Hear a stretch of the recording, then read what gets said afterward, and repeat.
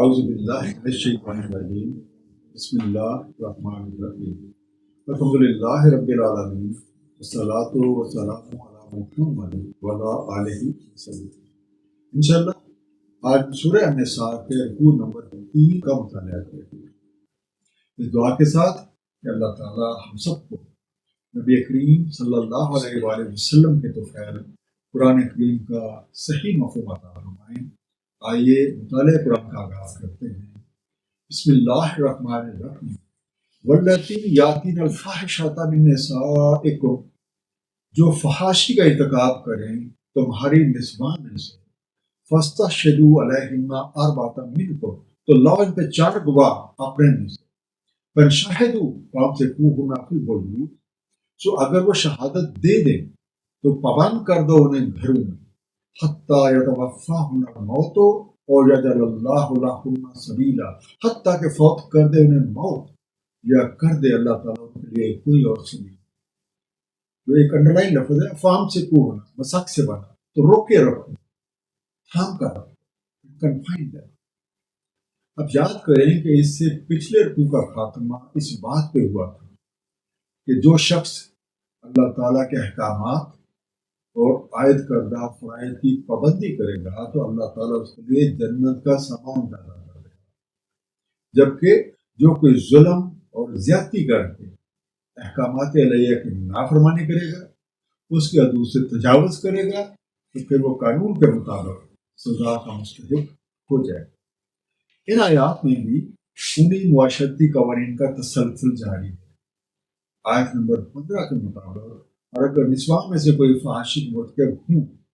اور ان کے اس فعل پہ 4 آدمی گواہی دیں تو پھر انہیں گھر میں پابند کر دیا جائے، یہاں تک کہ انہیں موت آ دے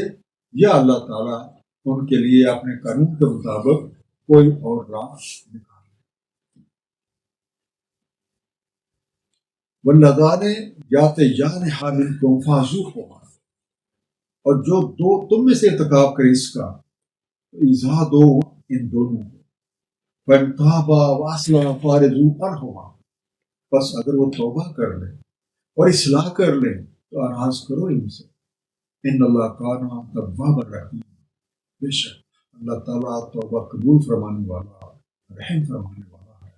انما التوبۃ علی اللہ للذین یعملون السوء بجہالۃ، اللہ تعالیٰ پر ہے توبہ قبول فرمانے صرف ان کی جو برائی کر لیتے ہیں جہالت کی وجہ سے، ثم یتوبون من قریب فاولئک یتوب اللہ علیہم، پھر وہ توبہ کر لیتے ہیں جلدی سے تو یہی ہیں جن پہ توجہ فرماتا ہے اللہ تعالیٰ۔ وکان اللہ علیم حکیم، اللہ تعالیٰ علم والا حکمت والا ہے۔ اللہ تعالیٰ یہ اللہ جی کا جمع ہے لیکن 2، فاعذوہما تو اذیت دو یا ستاؤ ان کو، فاعرضوا منہ پھیر لو، صرف نظر کرو، ان کی جان چھوڑ دو، ٹرن اوے، توابا متوجہ ہونے والا، توبہ قبول کرنے والا، بجہالت ہے نادانی سے، ناواقفیت کی وجہ سے، بیکاز آف ignorance۔ اگر نوجوان مرد یا خواتین بے حیائی کا ارتکاب کریں تو ان کو آر دلائی جائے، ان کو تعدیل سزا دی جائے، اگر وہ توبہ کر لیں اور اپنے اعمال درست کر لیں تو ان کا پیچھا چھوڑ دیں۔ آیت نمبر 17 کے مطابق توبہ ان لوگوں کی ہی قبول ہوتی ہے جو جہالت یعنی قانون سے ناواقفیت کی وجہ سے وہ غلط کام کر لیتے ہیں، اور جب انہیں اس کا علم ہوتا ہے تو فوراً توبہ کرتے ہیں۔ جیسا کہ سورہ نحل آیت نمبر 119 میں ارشاد ہے کہ بے شک آپ کا رب ان لوگوں کے لیے جو برے عمل کر لیتے ہیں جہالت کی وجہ سے پھر توبہ کر لیتے ہیں اور اصلاح کر لیتے ہیں، بے شک آپ کا رب اس کے بعد غفور الرحیم ہے۔ وَلَيْسَتِ التَّوْبَةُ لِلَّذِينَ يَعْمَلُونَ السَّيِّئَاتِ، اور نہیں ہے توبہ ان کے لیے جو کیے جاتے ہیں برائیاں، حَتَّى إِذَا حَضَرَ أَحَدَهُمُ الْمَوْتُ قَالَ إِنِّي تُبْتُ الْآنَ وَلَا الَّذِينَ يَمُوتُونَ وَهُمْ كُفَّارٌ، حتیٰ کہ جب آنکھ کھڑی ہوتی ہے ان میں سے کسی کے موت کہتا ہے میں نے توبہ کیا، اور نہ وہ جو مر جائیں اور وہ کفار ہوں، اولئک اعتدنا لهم عذابا علیما، یہی ہیں تیار کر رکھا ہے ہم نے ان کے لیے عذاب۔ اب قانون علیہ کے مطابق توبہ کا وقت نظر موت سے پہلے تاکہ توبہ کرنے والا اپنے عمل سے اس کا ثبوت مہیا کر دے۔ لیکن وہ لوگ جب موت سامنے آ کھڑی ہو تو یہ کہیں کہ اب میں توبہ کرتا ہوں،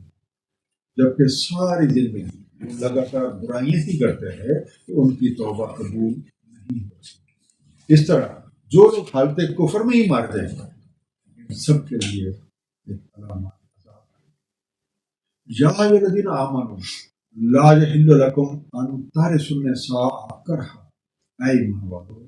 نہیں ہے حلال تمہارے لیے کہ وارث بن جاؤ عورتوں کے کرہا، ولا تعضلوہن لتذہبوا ببعض ما آتیتموہن، اور نہ آڑے آؤ ان کے تاکہ لے لو جو کچھ تم نے دیا تھا انہیں، الا ان یاتین بفاحشۃ مبینہ، الا یہ کہ وہ کوئی صرف فحاشی کریں، وعاشروہن بالمعروف، اور معاشرت اختیار کرو ان سے اچھے طریقے کے ساتھ، وَإِن كَرِهْتُمُوهُنَّ فَعَسَىٰ أَن تَكْرَهُوا شَيْئًا وَيَجْعَلَ اللَّهُ فِيهِ خَيْرًا كَثِيرًا، بس اگر تمہیں کراہت ہے ان سے تو ہو سکتا ہے تم کراہت کرو کسی شے سے اور رکھ دیو اللہ تعالیٰ نے اس میں خیر کثیر۔ تازو لوگ ان کے لیے رکاوٹیں کھڑی کر، ہنڈر دیں، کنسٹرینٹ کرو، لتذہبوا تاکہ تم لے لو، مبینہ کھلا، عاشروہن ان سے اچھا برتاؤ کرو، ان سے بخوبی گزران کرو، live with them nicely۔ فَعَسَىٰ ممکن ہے perhaps اپنے آبا کی خواتین کے مال کا زبردستی وارث بننا جائز نہیں ہے، اور نہ ہی ان کو شادی سے روکنا تاکہ جو مال تمہارے آبا نے ان کو دیا ہے وہ ان سے وصول کرے، الا یہ کہ انہوں نے فحاشی کا کوئی ایسا کام کیا ہو اور اس پہ 4 مردوں نے گواہی دی ہو، جیسا کہ آیت نمبر 15 میں اشارہ۔ اور اگر تمہارا ان خواتین کے ساتھ کوئی جائز رشتہ قائم ہو جاتا ہے تو ان کے ساتھ حسن معاشرت سے رکھو، اور یاد رکھو اگر کسی مصلحت کے تحت تم نے ان سے رشتہ تو جوڑ لیا ہے لیکن تم ان سے کراہت کرتے ہو سکتا ہے تم جس چیز کو ناپسند کر رہے ہو اللہ تعالیٰ نے اسی میں تمہارے لیے بھلائی کا کثیر سامان رکھتے ہو۔ یاد رکھو تمہارا علم بہت محدود ہے اور اللہ تعالیٰ کا علم لامحدود۔ وَإِنْ أَرَدْتُمُ اسْتِبْدَالَ زَوْجٍ مَكَانَ زَوْجٍ، اگر تم بدلنے کا ارادہ کرو زوج کی جگہ زوج کا، وَآتَيْتُمْ إِحْدَاهُنَّ قِنْطَارًا فَلَا تَأْخُذُوا مِنْهُ شَيْئًا، اور تم دے چکے ہو ان میں سے ایک کو ڈھیروں تو نہ لو اس میں سے کوئی شے، أَتَأْخُذُونَهُ بُهْتَانًا وَإِثْمًا مُبِينًا، کیا تم لوگے اس سے بہتان لگا کے اور سرین گناہ سے، استبدال بدل لے، ایک کو چھوڑ کر اس کی جگہ کوئی اور لیا، کنتارا ایک ڈھیر ہی۔ اب اس صورت میں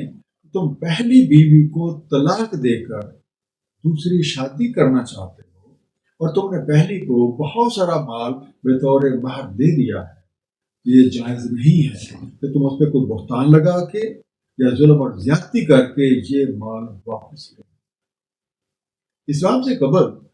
عرب میں یہ رواج تھا کہ اکثر لوگ جب اپنی بیویوں کو علیحدہ کرتے تو نہ عورت کو حق مہر دیتے اور نہ ہی انہیں خوش اسلوبی سے رخصت کرتے، اور عورت بے یار و مددگار ہو جاتی اور اس کا کوئی بھی پرسان حال نہ ہو۔ اسلام نے جہاں عورت کو دیگر بے شمار حقوق سے نوازا وہاں اس کے لیے حق مہر کو ایک باضابطہ طور پہ قانون بنا ہے۔ اس قانون کی روح سے حق مہر کا بنیادی مقصد بیوی کو مالی تحفظ دینا۔ قرآن کریم میں اللہ تعالیٰ نے مہر کی مقدار کے حوالے سے کنتار کا لفظ استعمال کیا ہے، جس کے لغوی میں ایک ڈھیر ہے جسے ہر قیمت پہ ادا کرنا فرض ہے اور اس میں کسی ہیلے کی گنجائش نہیں۔ مہر کی رقم کو 2 حصوں میں تقسیم کیا جا سکتا ہے۔ اگر مہر معجل پیبل آن ڈیمانڈ اس کے طلب کرنے پہ شور اس خاتون کو ادا نہیں کرتا تو اس صورت میں وہ خاتون حقوق زوجیت ادا کرنے سے انکار کر سکتی ہے بلکہ شور سے علیحدہ بھی ہو سکتی ہے۔ طلوع اسلام سے پہلے لوگ دوسرے مال کی طرح اپنے مرحوم رشتہ داروں کی بیویوں کے وارث بن جاتے ہیں، اگر چاہتے تو انہیں بغیر حق مہر کے اپنی زوجیت میں رکھتے یا کسی اور کے ساتھ شادی کر دیتے اور ان سے حق مہر وصول کر لیتے، یا پھر وہ عورت کو قید کر دیتے۔ ایک دفعہ حضرت عمر فاروق رضی اللہ تعالیٰ عنہ نے برسر منبر فرمایا، عورتوں کا مہر زیادہ نہ رکھو۔ اس پہ ایک عورت نے کھڑے ہو کے کہا، اے ابن خطاب، اللہ تعالیٰ ہمیں دیتا ہے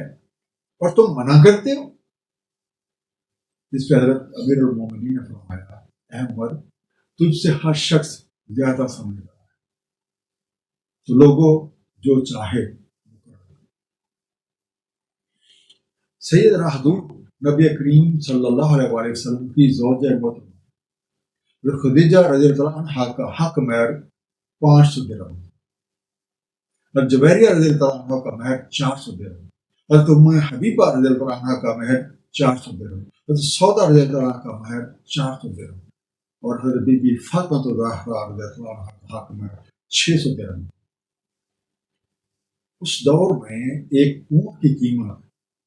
ایک اچھے اونٹ کی قیمت تقریباً 400 درہم۔ اور یاد رکھیں، اونٹ عربوں کے لیے محض کو دودھ یا گوشت کا ذریعہ نہیں تھا، بلکہ ایک صحرائی جہاز کی حیثیت رکھتا۔ وَكَيْفَ تَأْخُذُونَهُ وَقَدْ أَفْضَىٰ بَعْضُكُمْ إِلَىٰ بَعْضٍ، اور کیسے لے سکتے ہو ان سے جب تم فیض اٹھا چکے ہو ایک دوسرے سے۔ وَأَخَذْنَا مِنْكُمْ مِيثَاقًا غَلِيظًا، اور وہ لے چکے ہیں تم سے ایک پیمانہ پختہ۔ وَلَا تَنكِحُوا مَا نَكَحَ آبَاؤُكُم مِّنَ النِّسَاءِ إِلَّا مَا قَدْ سَلَفَ، مت نکاح کرو جن خواتین سے نکاح کیا تھا تمہارے آبا نے، مگر جو پہلے ہو چکا۔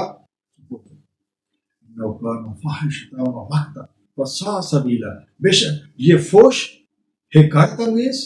اور بری روش، افزا صحبت کر چکے، ایک دوسرے سے فیض یاب ہو چکے، ایک دوسرے تک پہنچ چکے۔ میسا کا جو پیمان، غلیظہ گاڑا، سلف جو پہلے گزر چکے۔ مقتل بنیادی طور پہ کسی شخص کے خلاف سخت ناپسندیدگی جو برے کاموں کا عادی ہو، اس سے قابل مذمت اور نفرت بیزاری کا مفہوم ہے وہ بھی نکلتا ہے۔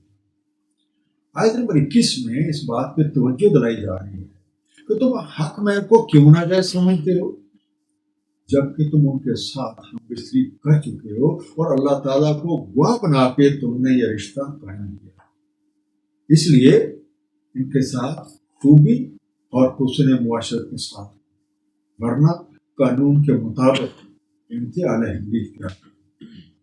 آیت نمبر 22 اور اس کے بعد کی چند آیات میں اللہ تعالیٰ نے رشتوں کی حرمت کی وضاحت فرمائی ہے،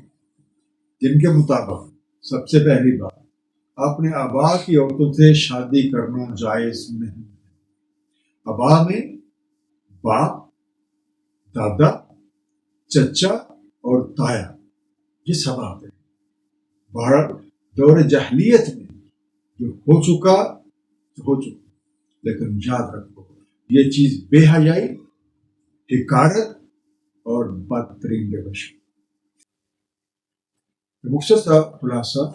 فحاشی ایک شیطانی کام ہے اور یہ بہت ساری برائیوں کی جڑ ہے۔ اللہ تعالیٰ نے ہر طرح کی فحاشی، خواہ وہ ظاہری ہو یا باطنی، حرام قرار دیا۔ اللہ تعالیٰ لوگوں کی توبہ قبول فرماتے ہیں جو جہالت کی وجہ سے کوئی غلط کام کر لیتے ہیں اور پھر جلدی سے توبہ کر لیتے ہیں، جبکہ وہ لوگ جو برے کام کرتے ہی چلے جاتے ہیں اور وہ لوگ جو حالت کفر میں مر جاتے ہیں ان کے لیے سخت سزا۔ اپنے آبا کی خواتین کے مال کا زبردستی وارث بننا حلال نہیں ہے، اور نہ ہی ان کو شادی سے روکنا تاکہ جو مال تمہارے آبا نے انہیں دیا تھا وہ ان سے وصول کرے۔ خواتین کے حقوق میں سے ایک حق مہر، اور اس کا ایک مقصد خواتین کو مالی تحفظ کرنا۔ صدق اللہ العلی العظیم، صلی اللہ تعالی علی حبیبہ محمد وآلہ وسلم.